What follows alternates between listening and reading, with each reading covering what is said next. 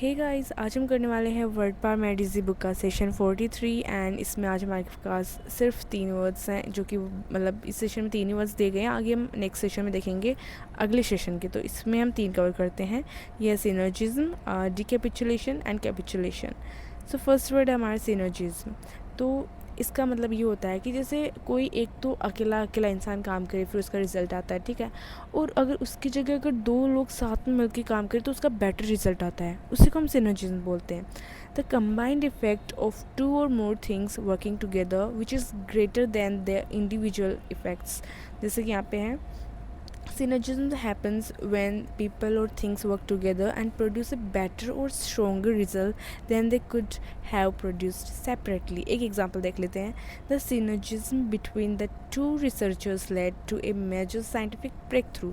मतलब क्या हुआ, वो दो लोग अलग अलग काम करते, एक उन्होंने साथ में मिलके करा तो उसका बेटर रिजल्ट आया, ठीक है, उसी को हम सिनर्जिज्म बोलते हैं। दो साथ में मिलके करें या फिर दो से ज़्यादा तो उसका बेटर रिजल्ट आना is called synergism.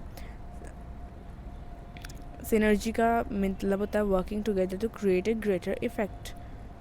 Next decapitulation. तो डिकैपिचुलेशन मतलब होता है the act of removing someone's head. यहाँ पे से दिया भी है, यस, कैपिट ऐसे कुछ है ना, उसका मतलब होता है हेड होता है, ठीक है।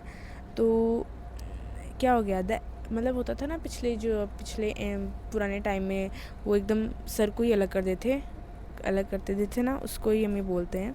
The word comes from the Latin root word capit meaning head. इसका आपको रूट वर्ड ध्यान रखो। एंड डी मीन्स रिमूवल और away. So decapitation literally means removing the head. Next हमारा कैपिचुलेशन।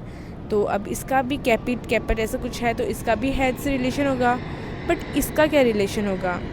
सो यस, इसका मतलब देखो यहाँ पे दिया गया है, both decapitation and capitulation come from the Latin root word caput meaning head. Decapitation का मतलब होता है head is removed and capitulation का मतलब होता है originally the idea was of lowering one's head in surrender. मतलब कि कैपिचुलेशन का मतलब सरेंडर करना होता है। आपको इतना ही समझ आया, इसका मतलब होता है सरेंडर करना। द एक्ट ऑफ सरेंडरिंग और giving in to an opponent और demand. When someone decapitulates, they stop resisting and agree to surrender or accept the other side's demands. ठीक है, वो एकदम सरेंडर करना इज डिकैपिचुलेशन। After 2 weeks, एग्जाम्पल है, after 2 weeks of negotiations, the company finally capitulated and accepted the workers' demands. So yeah, ये थे आज के 3 वर्ड्स।